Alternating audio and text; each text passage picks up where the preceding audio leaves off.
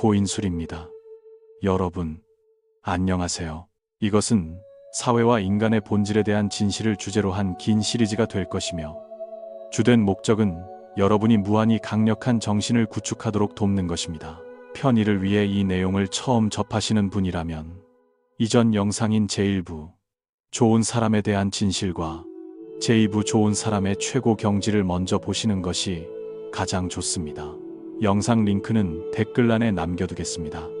이제 시작해보겠습니다. 앞선 내용에서 우리는 타인을 자주 돕고 좋은 사람이 되는 것에 대해 이야기했습니다. 아마 많은 분들이 여전히 의구심을 가지고 계실 것입니다. 왜냐하면 살면서 우리는 선량한 사람들이 항상 손해를 보고 괴롭힘을 당하며 결국에는 참고 살아야 하거나 평생 우울하게 지내는 모습을 자주 보기 때문입니다. 이것이 좋은 사람이 되어도 보답이 없는 증거일까요? 제가 공유한 우주의 반환 시스템이 어딘가 잘못된 것일까요? 그렇지 않습니다. 살면서 어떤 사람들은 조심스럽게 좋은 사람이 되려 하고 약속을 잘 지키며 누구의 기분도 상하게 하지 않고 타인의 권익을 절대 침해하지 않습니다.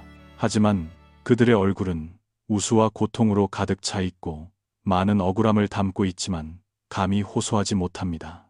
혹은 만나는 사람마다 붙잡고 자신이 평생 좋은 사람으로 살았는데 아무도 친절하게 대해주지 않았다고 하소연할 뿐입니다. 그들은 마치 업그레이드된 우울한 버전 같아서 그들의 얼굴만 봐도 여러분은 우울함을 느낄 수 있고 1시간 동안 그들의 하소연을 들으면 우울증에 걸릴 것 같은 기분이 들 수도 있습니다.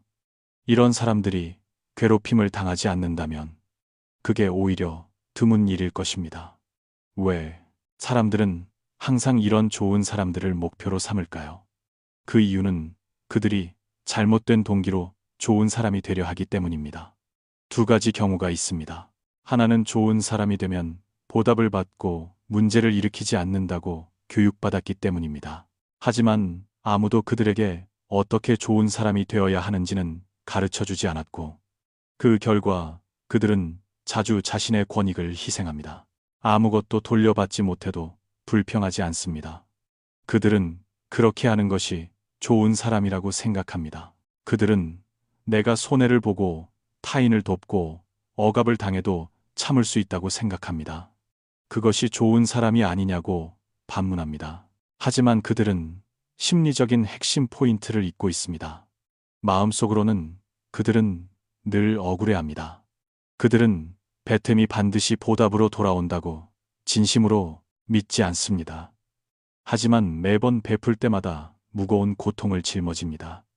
심지어 보답을 기다리며 불만까지 품습니다. 하지만 보답은 언제나 즉시 오는 것이 아닙니다. 우주의 피드백 시스템은 시간이 필요한 자연스러운 과정입니다. 만약 오늘 여러분이 가난한 산간 지역 아이들에게 2만 원을 기부했는데 바로 내일 4만 원을 벌게 된다면 그것은 더 이상 피드백이 아니라 사기성 사업과 같습니다. 그런 심리는 정상이 아닙니다. 만약 보답이 늦게 오거나 원하는 방식으로 오지 않으면 그들은 실망하고 심지어 화를 냅니다. 점차 그런 사람은 우울해지고 주변 사람들이 접촉하기 불편해할 정도가 됩니다. 그리고 어떤 사람들은 불편함을 느끼면 그들을 괴롭히고 싶은 마음이 생깁니다. 괴롭힘을 당할 때 그들은 나는 좋은 사람이니까 참아야 한다고 생각합니다. 하지만 이런 인내는 지혜가 아닙니다. 사태를 꿰뚫어 보거나 더 높은 목표를 향한 자신감이 있어서 타인의 악의를 신경 쓰지 않는 것이 아니기 때문입니다. 그들은 그저 겉으로 드러내지 않고 참을 뿐이며 심지어 미소까지 짓습니다. 하지만 내면은 억울함과 분노로 가득 차 있습니다. 그들은 자신이 잘 감추고 있다고 생각하지만 다른 사람들이 그것을 느끼지 못할 리 없습니다. 이런 유형의 좋은 사람은 오랫동안 억울함과 불만을 쌓아와서 자신의 고통스러운 세계에 빠져 있고 기분은 우울하고 편협하며 경제적 실력도 없고 좋은 일을 할 때도 항상 이익을 생각합니다. 그들은 타인의 존경을 받을 품행이 없고 어두운 기운을 풍기며 보통 용기와 책임감이 부족합니다.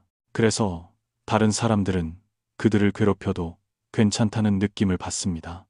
말해 보십시오. 이런 사람이 괴롭힘을 당하지 않을 수 있겠습니까? 어떤 사람들은 재물을 빼앗기 위해서가 아니라 상대방이 억압당하면서도 반항하지 못하는 모습을 보며 즐거움을 느끼기 때문에 이런 유형의 사람을 괴롭힙니다. 약자가 불만은 있지만 감히 저항하지 못하는 심리를 가지고 있으면 의도치 않게 괴롭히는 자에게 만족감을 주게 됩니다. 만약 정말로 신경 쓰지 않고 평온하며 마음에 두지 않는다면 타인의 억압도 아무런 의미가 없어질 것입니다. 이런 유형의 좋은 사람들은 대부분 결국 오랜 압박과 억제 때문에 간 질환을 앓게 됩니다. 조금 더 나은 사람들은 평생 가족을 돌보다 지쳐서 독립적인 성격을 갖지 못하고 자신이 왜 사는지 이해하지 못합니다. 더 나쁜 경우는 감정을 지나치게 억눌러서 미쳐버리는 사람들입니다. 또 다른 유형의 괴롭힘 당하기 쉬운 좋은 사람이 있는데 이 사람은 용기 부족이라는 세 단어로 요약할 수 있습니다. 겉으로는 진실하고 정직하며 누구와도 다투지 않는 것처럼 보입니다. 하지만 내면에는 감히 노력하지 못하는 많은 욕망을 품고 있고 억울함과 굴욕감으로 가득 차 있으며 누구도 돕지 않으면서 하루 종일 세상의 불공평함에 대해 불평만 합니다. 이런 억압이 축적되면 우울증으로 이어지거나 심지어 자살하거나 혹은 폭력적인 행동으로 폭발할 수도 있습니다. 이 두 유형의 좋은 사람들이 바로 사람들이 흔히 말하는 괴롭힘 당하는 좋은 사람, 보답받지 못하는 좋은 사람의 이미지입니다. 이것은 많은 사람으로 하여금 좋은 사람은 좋은 결말을 맺지 못한다고 오해하게 만들고 이기적이고 속이고 다투는 삶의 방식으로 이끕니다. 이런 유형의 좋은 사람들은 지혜가 부족하며 멍청한 선량함이라고 부를 수 있습니다. 좋은 사람이 되려면 이런 사람이 되어서는 안 되며 지혜를 갖춰야 합니다. 가장 먼저 해야 할 일은 억울함을 버리는 것입니다.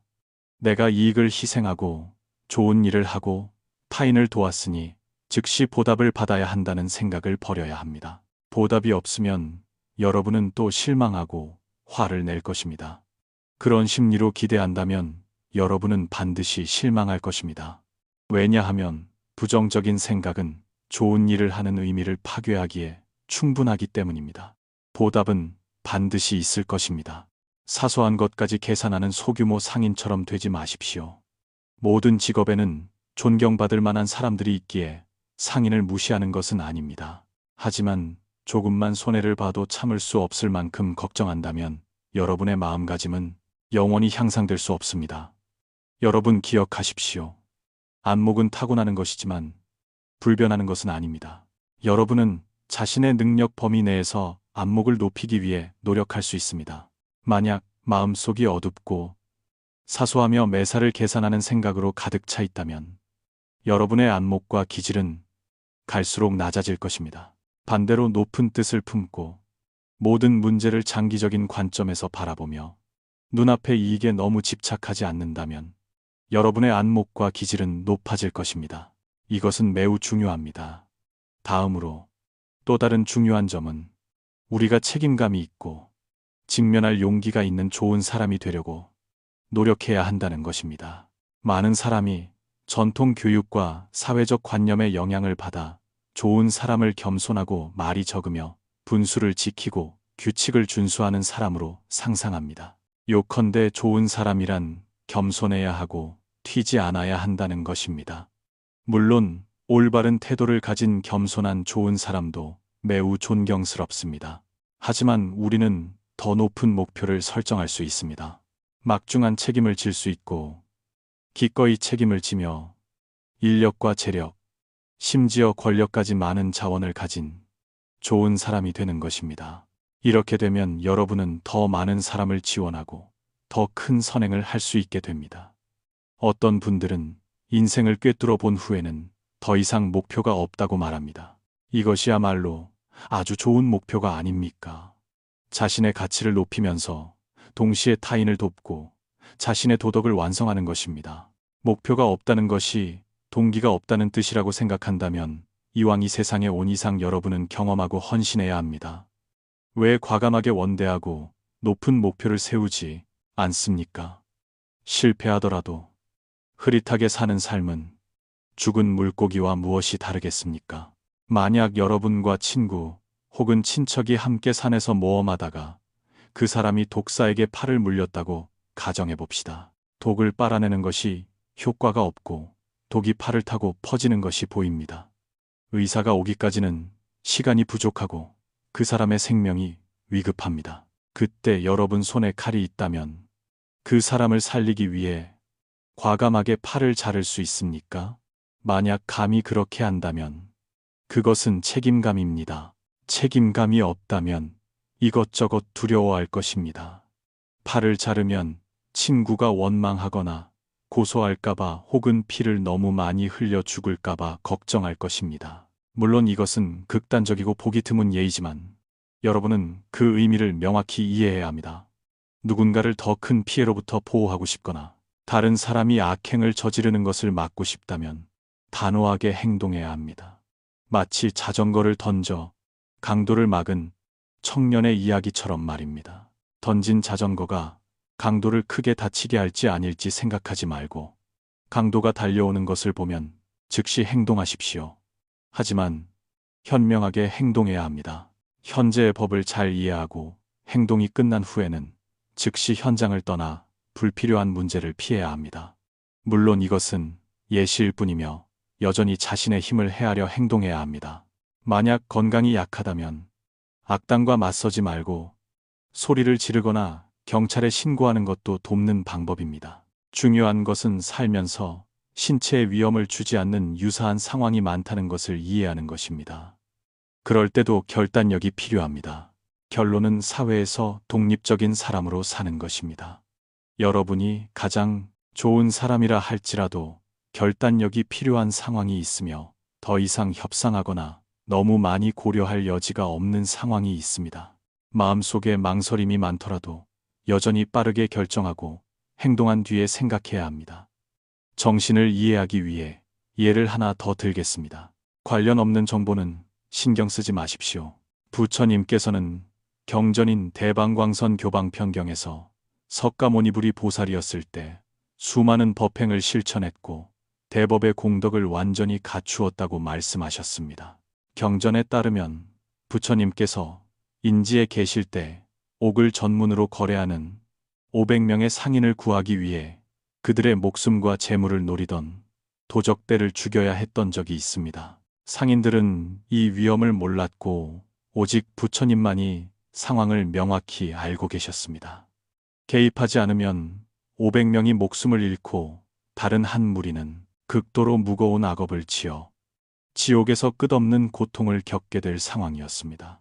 숙고 끝에 부처님께서는 직접 도적대를 죽이기로 결정하고 다른 사람들이 악업을 짓는 것을 보지 않기 위해 살인의 죄업을 스스로 짊어지셨습니다. 중생을 구하기 위해 자신의 몸을 희생하겠다는 서원으로 부처님께서는 지옥에 떨어지지 않았을 뿐만 아니라 깨달음을 얻으셨습니다. 그것이 바로 보살의 자비심과 강경한 행동이 결합된 것이며 보살의 힘을 사용하여 큰 선행을 하는 것입니다. 만약 여러분이 관리이고 부하 직원이 살인이나 방화 같은 범죄를 저질렀다면 자비심을 핑계로 회피해서는 안 됩니다. 감히 책임을 져야 하며 필요하다면 악을 제거하라는 명령을 내려야 합니다. 마음속에 사리사욕이나 분노가 없다면 잘못된 것이 없습니다. 책임감 있는 사람이 되어 타인을 보호할 용기를 갖는 것. 설령 그것이 자신의 희생을 의미할지라도 그것이 올바른 일입니다. 보시에 관해서는 우선 자신에게 즉시 사심 없는 보시의 단계에 도달하라고 요구할 수 없습니다. 보시는 수련의 시간이 필요합니다. 처음에는 그저 주심이 있는 보시의 단계에 도달하여 보답을 바라는 마음이나 손해를 두려워하는 마음을 줄이려고 노력하는 것으로 충분합니다. 이것만으로도 매우 훌륭합니다. 너무 높은 경지에 집착하여 당장 자신을 몰아붙이지 마십시오. 그렇지 않으면 그것이 여러분의 신마가 될 수 있습니다. 타인을 도운 후 혼란스럽고 우울하며 손해를 보았다고 느끼고 그 생각에서 오랫동안 벗어나지 못한다면 그것은 여러분의 보시가 능력을 초과했다는 것을 보여주며 이는 부정적인 감정을 가져와 장애물이 될 것입니다. 독수리에게 고기를 주기 위해 자신의 살을 베어내는 것처럼 중생을 위해 헌신하는 보시는 하루아침에 도달할 수 없는 높은 경지입니다. 아직 도량과 자비심이 부족하고 집착을 버리지 못했다면 천천히 하십시오. 만약 재산의 90%를 타인을 돕는 데 쓰고 즉시 보답을 받지 못한다면 자신을 의심하기 쉽고 더 이상 선행을 하고 싶지 않을 수도 있습니다. 그러므로 자신의 능력 안에서 선행을 하고 작은 것부터 시작하여 점차 집착을 줄여 대선으로 나아가십시오. 주변 사람들이 종종 사상을 극단적으로 혹은 왼쪽 아니면 오른쪽 검은색 아니면 흰색으로 몰고 가면서 인간성의 복잡함을 간과하는 실수를 저지르는지 관찰해 보십시오. 삶과 우주의 진실은 그렇게 단순하지 않습니다. 태극도를 보십시오. 검은색 안에 흰색이 있고 흰색 안에 검은색이 있으며 움직일 때 검은색과 흰색은 서로 전환됩니다. 대부분의 경우 절대적인 옳고 그름은 없습니다. 물론 무고한 사람을 해치거나 죽이는 것은 완전히 잘못된 일이지만 그것은 보통 인간 내면의 이기심이 표출된 것일 뿐입니다. 앞서 말했듯이 우리 자신도 이기심을 가지고 있으며 각자 정도의 차이가 있을 뿐입니다. 그것이 여러분의 한계를 건드리지 않을 때 우리는 타인을 이해하고 관용할 수 있습니다. 솔직히 말해 시야를 넓혀 수만 명의 사람을 바라보고 그들이 약간의 재물이나 스쳐 지나가는 감정 때문에 죽기 살기로 다투며 이 짧고 소중한 인생을 낭비하는 것을 본다면 그것은 정말 안타까운 일입니다. 우리가 영혼이 강한 사람이 되고자 한다면 왜 그런 작은 이익에 얽매여야 합니까? 보시를 실천하는 것은 사실 매우 간단하며 반드시 많은 돈을 희생해야 하는 것은 아닙니다. 재정 능력에 따라 매달 1만 원이나 10만 원을 보시할 수 있습니다. 금액은 선함의 유일한 척도가 아니며 보시할 때의 믿음이 가장 중요합니다. 위에서 말했듯이 보답을 기대하지 않고 타인을 도울 때 여러분은 더 많은 것을 받게 될 것입니다. 때로는 돈을 쓸 필요조차 없습니다. 길을 가다가 미소 짓고 부드럽게 말하며 타인을 편안하게 해준다면 그것 또한 무아의 보시입니다. 무아의 보시는 채식을 포함하여 생명체에 해를 끼치는 것을 제한하는 것을 의미하기도 합니다. 물론 저는 모든 사람에게 채식을 강요하지 않으며 도덕적 우위에 서서 타인을 비판하거나 자신의 방식을 강요하는 것에 매우 반대합니다. 설령 동기가 좋다고 해도 말입니다. 부처님께서는 49년 동안 설법하시면서 누구에게도 자신의 말을 따르라고 강요하지 않으셨습니다. 부처님께서는 자신의 방법을 단지 달을 가리키는 손가락 우주와 삶의 최상의 진리를 상징하는 것으로 여기셨습니다. 그분은 여러분에게 이런저런 길을 가라고 강요하지 않고 8만 4천 법문이 있다고 말씀하셨는데 이는 깨달음으로 가는 무수히 많은 길이 있다는 뜻입니다. 여러분은 자신에게 가장 적합한 길을 찾기만 하면 됩니다.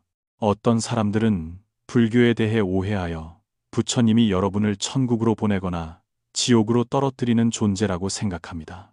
사실 불교는 구원의 종교가 아닙니다. 부처님은 단지 삶과 우주에 대한 진실을 이야기했을 뿐입니다. 천국이든 지옥이든 모든 것은 여러분 자신의 행동에 의한 것이며 인과율의 결과이지 다른 어떤 고등 생명체의 의지에 의한 것이 아닙니다. 인과율은 우주의 피드백 시스템이며 어떤 생명체도 넘어설 수 없는 최고의 법칙입니다. 그렇다면 왜 우리는 독립적인 인격 개발, 강력한 심리 구축 정신 수양에 대해 이야기해야 할까요? 왜냐하면 모든 것은 우리 자신의 깨달음에 달려 있기 때문입니다.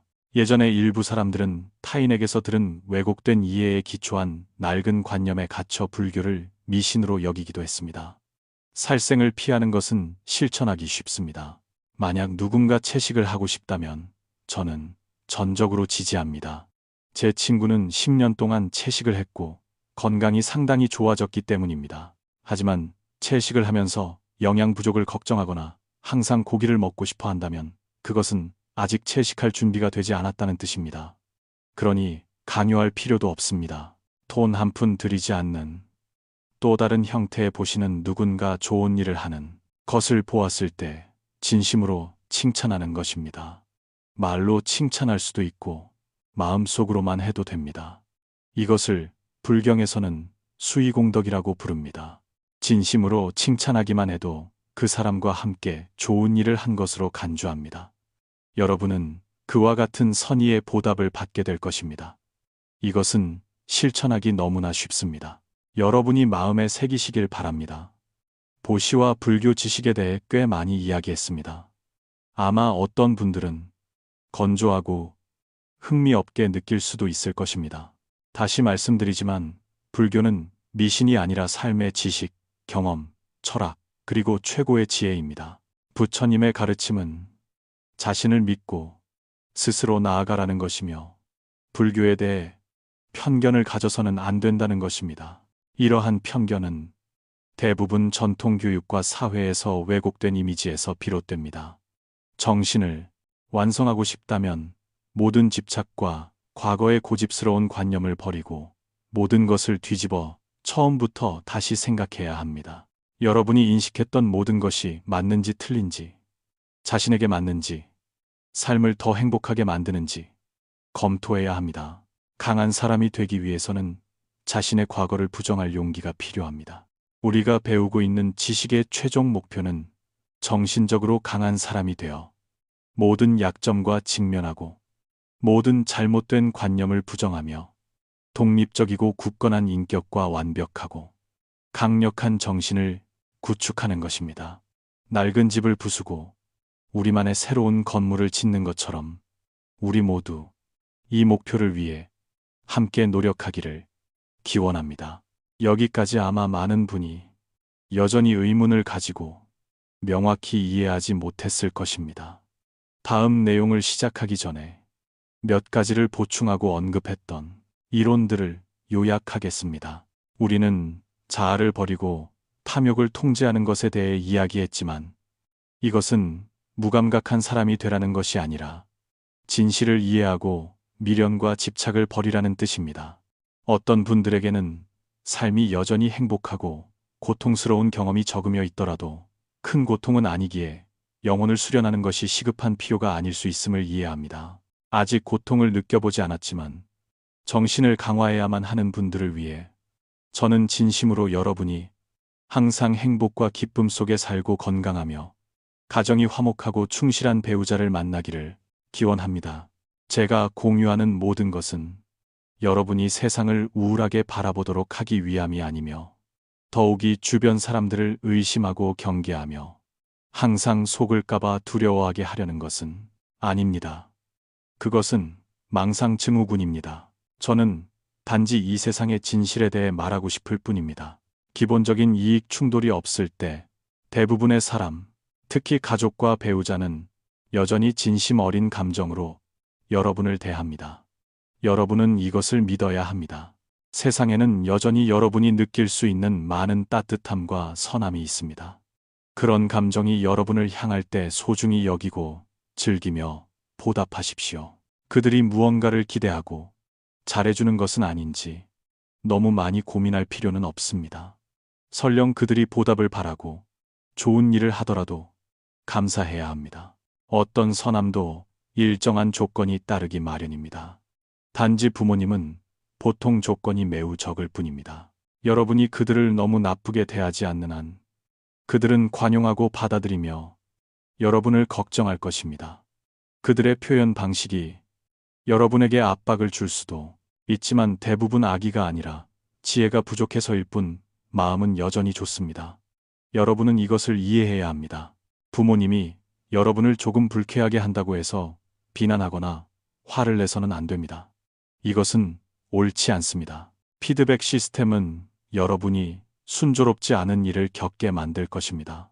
왜냐하면 다른 사람들에 비해 부모님은 우리에게 가장 잘해주는 분들이기 때문입니다. 그들이 여러분에게 아무것도 기대하지 않기를 요구할 수는 없습니다. 그것은 성인의 경지입니다. 너무 욕심내지 마십시오. 배우자와도 마찬가지입니다. 생각해 보십시오. 원래 여러분과 그 사람은 낯선 사람이었다가 알게 된 사이입니다. 한번 생각해 보십시오. 감정을 포함해서 아무런 이익이 없다면 다른 사람이 무엇을 근거로 여러분에게 잘해줍니까? 여러분이라면 그렇게 할 수 있습니까? 이익을 말하는 데는 두 가지 목적이 있습니다. 첫째는 사람 사이에 완전히 무조건적인 선대란 없다는 것을 이해시키기 위함입니다. 그것을 기대하거나 꿈꾸지 마십시오. 어떤 사람은 반대하며 다른 사람은 몰라도 우리 부모님은 정말로 완전히 무조건적이고 아무것도 요구하지 않는다고 말할 수 있습니다. 그렇다면 집에 가서 부모님께 나중에 늙으시면 제가 돌봐드릴 거라 기대하지 마세요. 각자 돈을 모으시고 아프면 알아서 치료하시고 못 고치면 어쩔 수 없으니 제게 돈을 요구하거나 돌봐달라고 하지 마세요라고 말해 보십시오. 부모님의 반응이 어떨지 한번 보십시오. 마음 아파하실 것입니다. 그것 또한 조건입니다. 타인과의 관계도 마찬가지입니다. 여러분은 사심 없는 성인이 아닙니다. 인간관계는 모두 이익과 선의의 표현 혹은 이기심을 중심으로 돌아갑니다. 모두 이익을 따져본 결과입니다. 여러분은 그것에 대해 실망하거나 기대할 필요가 없습니다. 여러분에게 잘해주는 사람에게는 감사하고 보답해야 합니다. 여러분에게 잘해주지 않는 사람은 여러분이 상응하는 이익을 주지 않았거나 그들이 다른 곳에서 더 큰 이익을 찾았기 때문입니다. 그것 때문에 놀라거나 실망하지 마십시오. 누군가 항상 자신에게 잘해주기를 기대해서는 안 됩니다. 타인에게 본분을 다하는 것만으로 충분합니다. 타인이 여러분을 아무리 나쁘게 대하더라도 심지어 여러분이 준비되지 않았을 때 배신하고 상처를 주더라도 그것 또한 인간성의 일부입니다. 여러분은 세상에 누군가가 영원히 여러분을 버리지 않을 것이라거나 누군가 목숨을 바쳐 여러분을 구할 것이라고 생각할 권리가 없습니다. 그런 생각을 하지 마십시오. 여러분이 타인을 위해 그렇게 할 수 있다 하더라도 그들에게 똑같이 보답하라고 요구할 이유는 없습니다. 인간성은 그렇게 복잡하니 과도하게 꿈꾸거나 요구해서는 안 됩니다. 만약 감히 기대하고 탐욕을 부린다면 운명은 주저없이 잔인하게 답할 것입니다. 타인을 위해 헌신할 때 보답을 기대하지 마십시오. 인과율에는 여러분의 헌신을 받은 사람이 상응하게 보답해야 한다는 조항이 없습니다. 그 사람이 은혜를 모르거나 선의의 상처를 입힌 것에 대한 피드백과 응보를 감당할 용기만 있다면 그들은 여러분의 헌신을 완전히 무시할 수 있습니다. 인과율은 그들의 무정과 배은망덕을 처벌하겠지만 그들이 여러분에게 보답하도록 강요하지는 않습니다. 이해하십니까? 즉 타인이 우리에게 상처를 주는 것은 당연하고 인간성에 부합하는 일이라는 뜻입니다. 누군가 주저없이 베푸는 것 또한 인간성에 부합하는 일입니다. 복잡한 인간성의 조건 속에서 누군가 우리를 위해 사심없이 헌신해 준다면 그것은 정말 귀한 일이며 보통은 우리 부모님입니다. 우리는 그것이 매우 귀한 것임을 알고 깊이 감사해야 합니다. 우리는 그것을 소중히 여겨야 하며 누구나 자신을 가장 사랑하고 그 다음이 타인이라는 것을 이해해야 합니다. 믿지 못하겠습니까? 여러분이 생각하기에 여러분을 가장 사랑하고 가장 포용해주는 사람에게 시험해 보십시오. 장난이 아니라 정말로 피가 나고 뼈가 부러질 정도로 때린다면 그들이 반응하지 않을 것 같습니까? 여러분을 사랑하기 때문에 가만히 맞고만 있을까요? 이것은 억지 논리가 아니라 진실에 대한 증명입니다. 누구나 자신의 몸을 가장 아끼며 그것이 한계입니다. 아무리 여러분을 사랑해도 사람들은 여러분에게 상처 입는 것을 견딜 수 없습니다. 가족이 신장을 기증하는 것은 도덕적 감정이 있기 때문입니다. 하지만 이유 없이 그들을 때리면 그들은 굴욕감을 느낄 뿐이며 그것은 반드시 저항으로 이어질 것입니다. 요컨대 세상에 무조건적인 사랑은 없으며 부모님의 사랑조차 한계가 있습니다. 단지 그 한계가 아주 낮을 뿐입니다. 목숨을 바쳐 타인을 구하는 사람이 있다고 말할 수 있습니다. 저는 그것을 부정하지 않습니다. 하지만 여러분은 인간 내면의 마성과 불성이 공존한다는 것을 이해해야 합니다. 이것은 평행하게 존재합니다. 목숨을 바쳐 타인을 구하는 사람은 구해진 사람과의 관계나 친분 여부와 상관없이 그 순간 인간의 가장 높은 생존 본능을 초월하여 성인이자 부처가 된 것이며, 본능과 이기심을 완전히 버리고 더 이상 평범한 사람이 아닌 것입니다. 하지만 그런 경우는 드물며, 역사에는 기근이 닥쳤을 때 부모가 자식을 서로 바꿔서 먹었다는 이야기도 기록되어 있습니다. 이것 또한 드문 현상이 아닙니다. 요컨대 딱 한마디로 세상에 대해 너무 아름다운 기대를 하지 마십시오. 세상은 원래 여러분이 어릴 때 생각했던 것과는 다릅니다. 이렇게 이해하면 여러분은 더 이상 자주 실망하고 고통스러워하지 않게 될 것입니다. 여러분이 겪는 모든 실망과 고통은 올바르지 않은 기대에서 비롯됩니다. 둘째 이익은 여러분이 사람의 마음과 진실을 꿰뚫어 보게 도와주며, 여러분이 더 편안하고 침착하며 현명하게 살고 독립적으로 타인을 사랑하게 해줍니다. 여기서 사랑은 남녀 간의 사랑뿐만 아니라 가족애와 우정도 포함합니다. 이런 감정들이 불변하며 깨질 수 없다고 착각하지 마십시오. 그렇지 않으면 언젠가 상처받게 될 것입니다. 여러분을 가장 사랑하는 사람도 여러분의 모든 바람을 들어줄 수는 없습니다. 그들 또한 자신의 이익을 보장해야 합니다. 타인을 이해해 주십시오. 우리 자신도 이 이기적인 인류의 일원이기 때문입니다. 이런 방식으로 우리는 모든 관계를 꿰뚫어 보고 집착을 버릴 수 있으며, 동시에 타인의 모든 행동과 생각을 이해하고 용서할 수 있습니다. 모든 것은 이익 때문일 뿐입니다. 살인, 강간, 근친상간이나 무고한 사람을 학대하는 범죄를 저지른 사람들조차 우리는 그들이 왜 그랬는지 이해하고 공감할 수 있습니다. 물론 이해는 하지만 권선징악의 원칙에 따라, 그리고 필요할 때 책임을 지는 것을 두려워하지 않는다면 그런 자들은 여전히 엄격한 처벌을 받아야 합니다. 징역이면 징역, 사형이면 사형입니다. 이 일에는 망설임이 필요 없습니다. 여러분이 타인을 이렇게 이해할 수 있다면 여러분의 태도와 마음은 분명 넓어질 것이고, 시야는 더 멀어질 것이며, 눈앞의 이익에만 머물지 않고 더 높은 곳에서 인류 전체를 연구하고 관찰하게 될 것입니다. 자아를 벗어나는 연습을 잘하면 자신을 관찰하고 연구하는 대상으로 볼 수도 있습니다. 많은 사람이 자아를 벗어나는 것을 이해하기 어려워합니다. 그들은 이것이 매우 어렵다고 느낍니다. 저는 정말 어떻게 설명해야 할지 모르겠습니다. 왜냐하면 저는 그것이 어렵다고 느낀 적이 없기 때문입니다. 이것은 단지 하나의 생각일 뿐입니다. 이성이 타인과 소통할 때 자기 자신을 관찰하게 하는 것입니다. 뭐가 어렵습니까?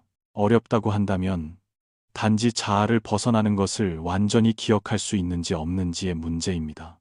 압박감이나 성가신 생각이 떠오를 때 즉시 이것을 기억해낼 수 있는지의 문제입니다. 그것을 꼼꼼히 기억하면 점차 익숙해질 것입니다. 정말 그렇게 어렵습니까? 어떤 사람들은 대지야구가 최고의 경지가 아니라고 말합니다. 왜냐하면 대지야구는 여전히 내면의 계산을 담고 있기 때문입니다. 저는 이에 매우 동의합니다. 최고의 경지는 확연무아입니다. 모든 것이 자연을 따르며 아무런 생각도 필요 없는 것입니다. 사실 마음을 밝은 거울처럼 유지하는 것조차 최고의 경지는 아닙니다. 최고의 경지는 보리수도 본래 나무가 아니고 밝은 거울 또한 받침대가 아닌 경지입니다. 밝은 거울 같은 마음조차 절대적으로 존재하는 것이 아닙니다. 영원 불변한 것도 아닙니다. 단지 현재 대다수 사람은 아직 이 경지에 도달하지 못했을 뿐입니다.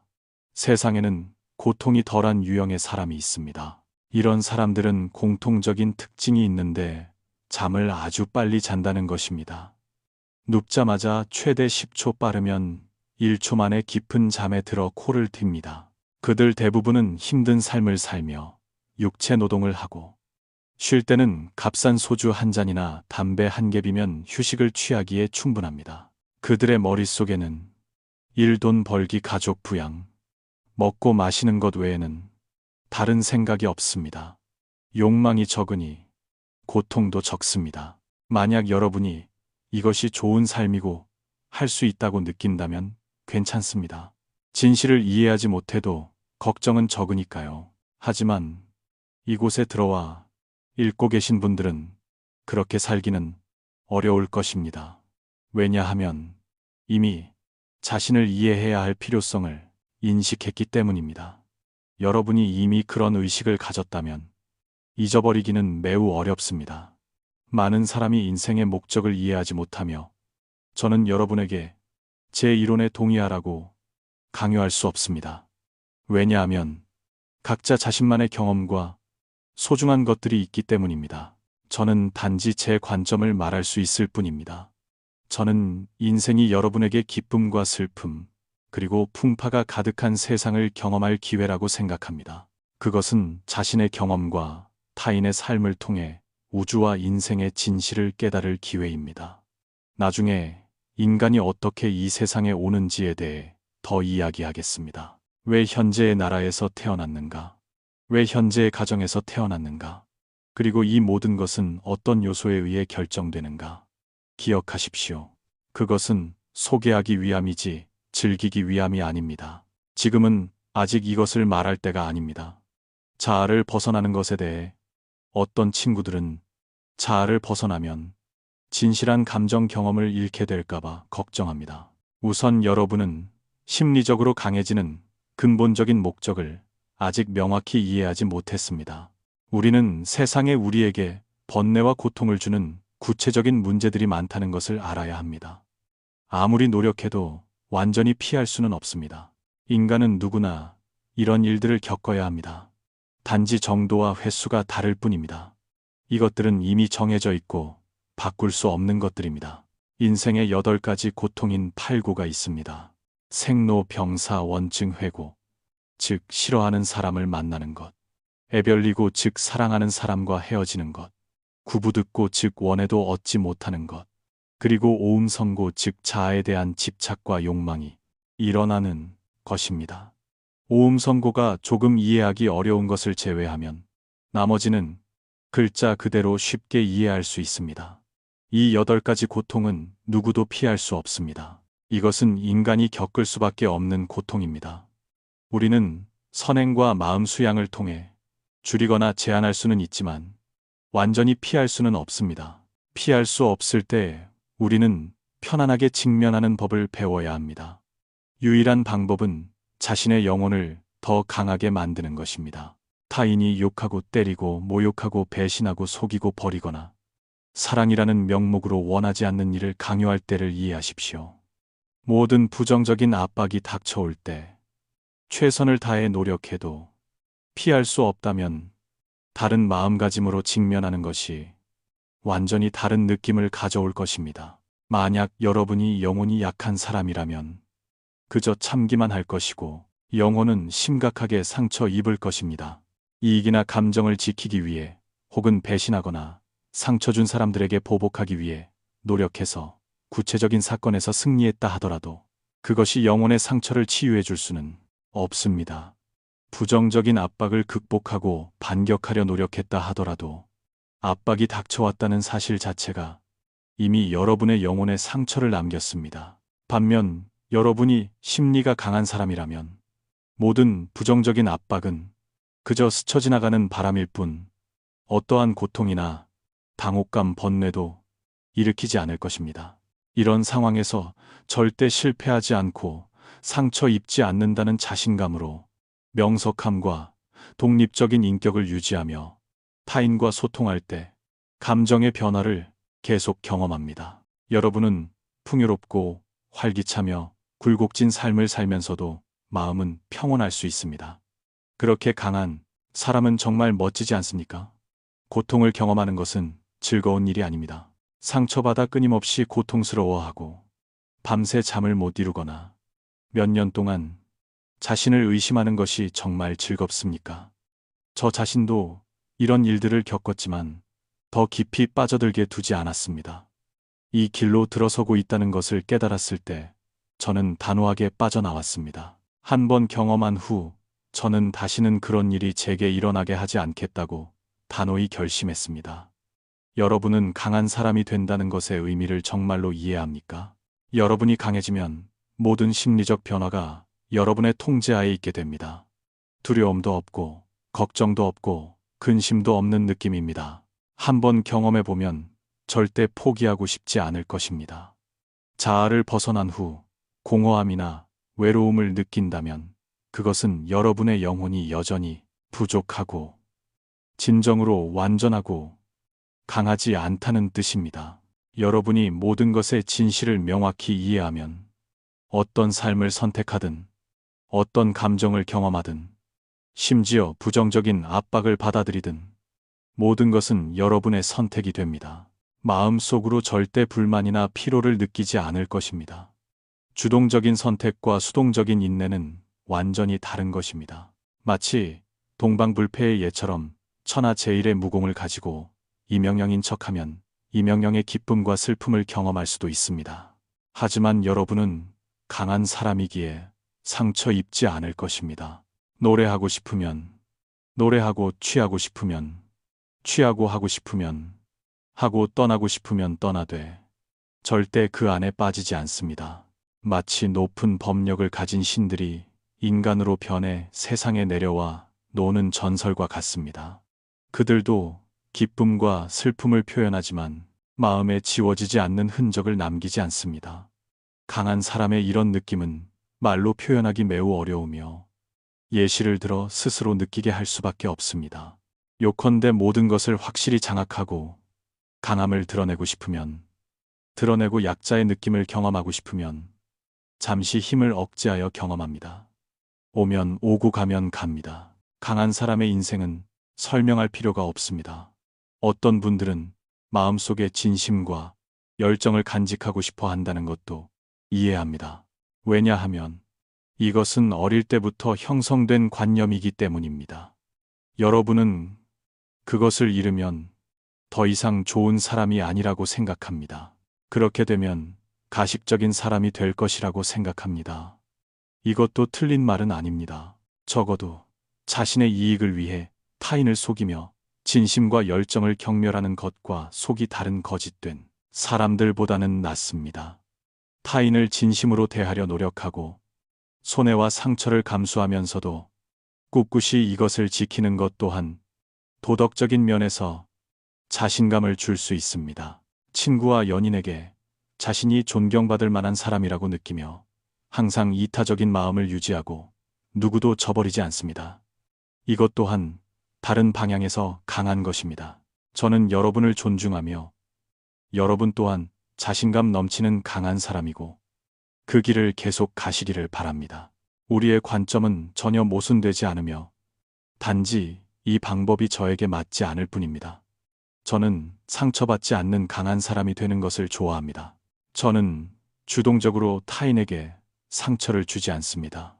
제가 상처를 준 사람들이 있다면 보상할 수 있는 경우 보상했습니다. 보상할 수 없는 것은 운명이 정한 것입니다.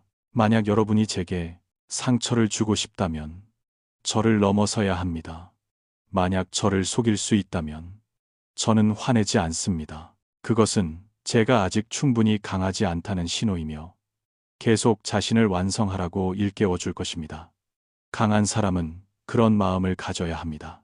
실패했는데 미련을 버리지 못하고 얽매이는 것은 약자의 행동입니다. 제 몸에 상처를 입힐 수는 있어도 세상 누구도 제 영혼에 상처를 입힐 수는 없습니다. 이 방법을 좋아하고 절대 패배하지 않는 영혼을 갖고 싶다면 제 방법을 참고해 보십시오. 어떤 분들은 관계에서 자신을 파괴하는 경향이 있습니다. 아무리 상처받아도 단호하게 빠져나오려 하지 않습니다. 주변 사람들은 모두 견디지 못합니다. 그들은 상대방이 여러분을 속이거나 부당하게 억압하고 있다는 것을 잘 압니다.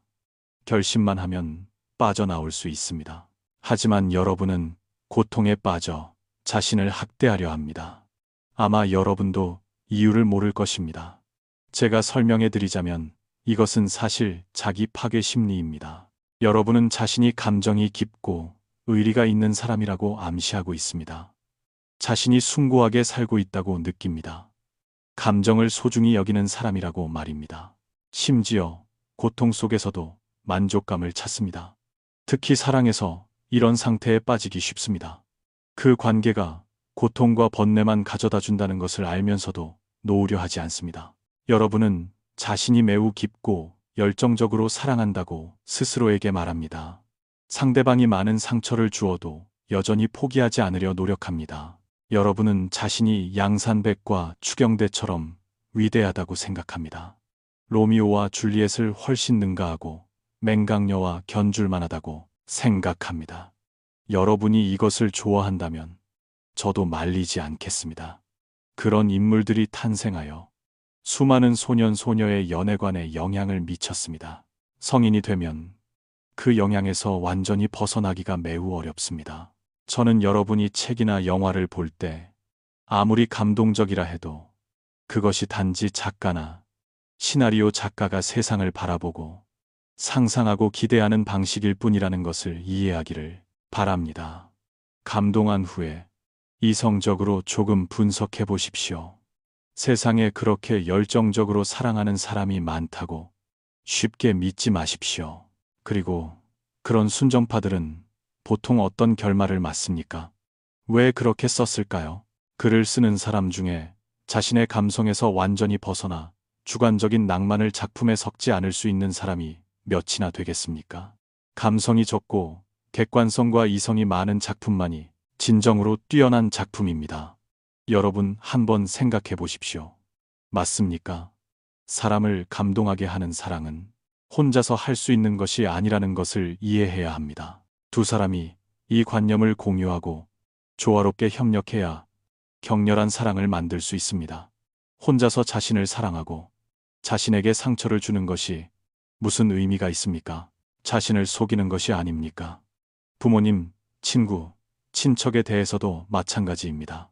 여러분 혼자 자신의 관념을 고집하며 객관적인 현실을 보지 않고 다른 사람은 협력하지 않는데 상처받지 않는 게 이상한 일입니다.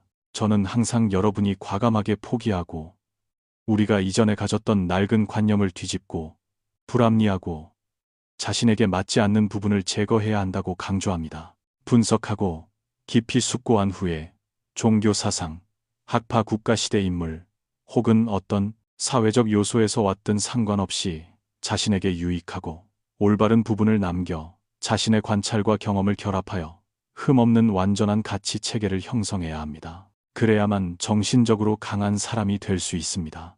비록 일시적으로 그 가치 체계를 완성할 수 없더라도 자책하지 마십시오. 우리가 자신감에 대해 이야기했던 것을 기억해 보십시오. 어딘가 완벽하지 않은 부분이 있더라도 그것은 여러분이 스스로 설정한 것이며 스스로 극복할 방법을 찾을 수 있습니다. 주저하지 말고 자신의 길을 선택하십시오. 강한 사람의 길은 스스로 선택하는 길입니다. 더 이상 맞지 않는 것이 있다면 그것 또한 다른 사람과의 타협이 아니라 여러분이 스스로 제거하는 것입니다. 그것이 강한 사람의 스타일입니다. 강한 사람으로서 여러분은 성숙함과 순수함, 기품과 차가움, 결단력과 부드러움, 소박함과 유연함처럼 대립해 보이는 성격들을 조화시킬 수 있습니다. 모든 상황과 다양한 압박에 대처하기 위해 모든 것을 조화시킬 수 있습니다. 이런 것들이 공존할 수 없다고 말하는 낡은 관념에 갇히지 마십시오. 그런 경직된 생각은 우리가 피해야 할 것입니다. 예전에 저는 자신만의 가치 체계를 구축하기 위해 이론의 출처를 신경 쓸 필요가 없다고 말했습니다. 불교, 도교, 유교, 현대 심리학, 근대 철학, 프로이트, 쇼펜하우어, 대중소설, 심지어 고대 신화일 수도 있습니다. 출처를 알 필요는 없습니다.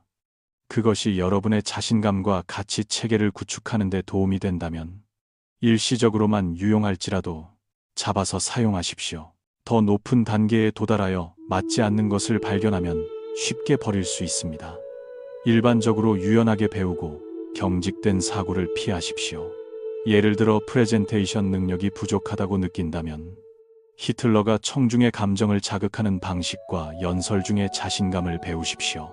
그가 전범이라는 이유만으로 그의 연설 재능을 부정할 수는 없습니다. 일본인 중 일부가 비인도적인 행위를 했다고 해서 일본인의 진지한 업무 태도를 부정할 수는 없습니다.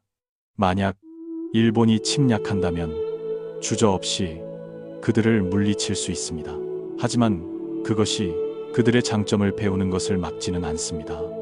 모든 공동체에는 장단점이 있습니다. 맹목적으로 지역이나 국가를 공격하는 것은 무의미합니다. 마지막으로 강한 사람의 정신 상태는 어떠할까요? 이것은 전적으로 영혼에 속한 느낌이라 말로 설명하기 매우 어렵습니다. 마치 목이 마를 때 시원한 물 한 잔을 마시는 느낌 같아서 아무리 말해도 다른 사람이 완전히 이해하기는 어렵습니다. 언어로 묘사하자면 아마 얽매이지 않고 걱정 없고 두려움 없고 패배하지 않고 상처 입지 않지만 수면처럼 평온하고 고요한 영혼만은 아닌 상태일 것입니다.